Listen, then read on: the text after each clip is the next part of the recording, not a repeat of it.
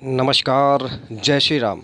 आप सभी ने रामनवमी मनाई होगी, लेकिन आखिर कब तक मना पाएंगे, कितने वर्षों तक मनाएंगे, कैसे मनाएंगे, ये एक बहुत बड़ा प्रश्न है। जी हाँ, क्योंकि हिंदू त्योहारों पर कुछ लोगों को समस्या होती है और वो शोभा यात्रा, रैली अथवा पंडालों में पत्थर फेंकते हैं, आगजनी करते हैं। ऐसी ही घटना रामनवमी पर भी हुई। जी हाँ, आप सबको करौली की घटना का तो पता होगा ही।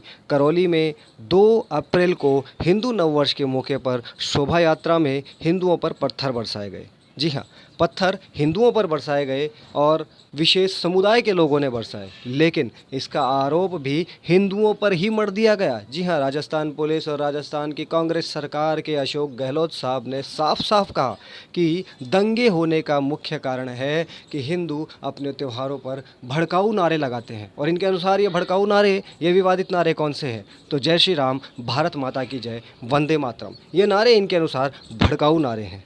इस पर सभी को गौर करना चाहिए। रामनवमी के मौके पर भी अलग अलग जगहों पर हिंदुओं पर कई गुना तेज़ी से हमले हुए। विभिन्न राज्यों में रामनवमी पर निकाली गई शोभा यात्रा पर मुस्लिम भीड़ ने आक्रमण किया और हिंदुओं का गुनाह बस इतना ही था कि वो मुस्लिम इलाकों में शोभा यात्रा निकाल रहे थे। जी हाँ, मुस्लिम इलाकों में।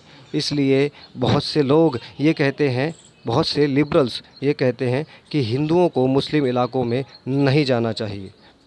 वैसे एक महत्वपूर्ण प्रश्न कहें या विचारणीय तथ्य वो ये है कि भारत जैसे सेक्युलर देश में ये मुस्लिम इलाके वाली थ्योरी आखिर है क्या? आखिर वो कौन सी चीज़ है जो मुस्लिम इलाकों को अलग करती है और हिंदुओं को उन इलाकों में जाने से रोकने की कोशिश करती है?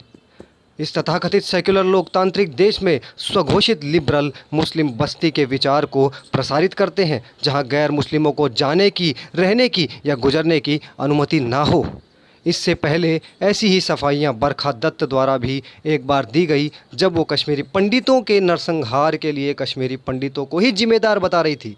और ये सदैव होता आया है कि हिंदुओं को उनके ही देश में हर बार, भले ही उनके ऊपर हमले हों, उन्हें लूटा जाए, उन्हें मारा जाए, उन्हें पलायन करने पे मजबूर किया जाए, लेकिन दोषी सदैव हिंदुओं को ही कहा जाता है।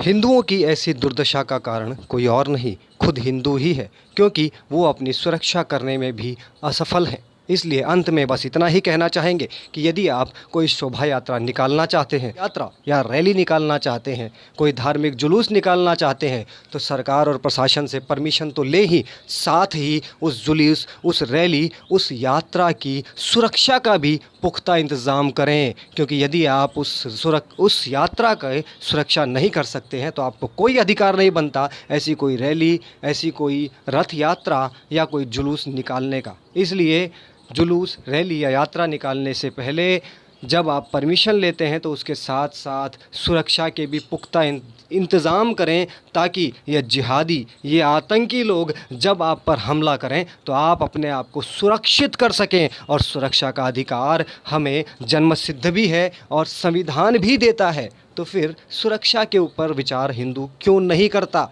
जब तक आप अपनी सुरक्षा पर इंतज़ाम नहीं करेंगे, अपनी सुरक्षा का ध्यान नहीं रखेंगे, तब तक ऐसे ही आपको भागते रहना पड़ेगा और बहुत ज़्यादा समय नहीं बचेगा कि आप इस प्रकार की धार्मिक यात्राएं निकाल सकें, जुलूस निकाल सकें या यात्राएं, रथ यात्राएं निकाल सकें।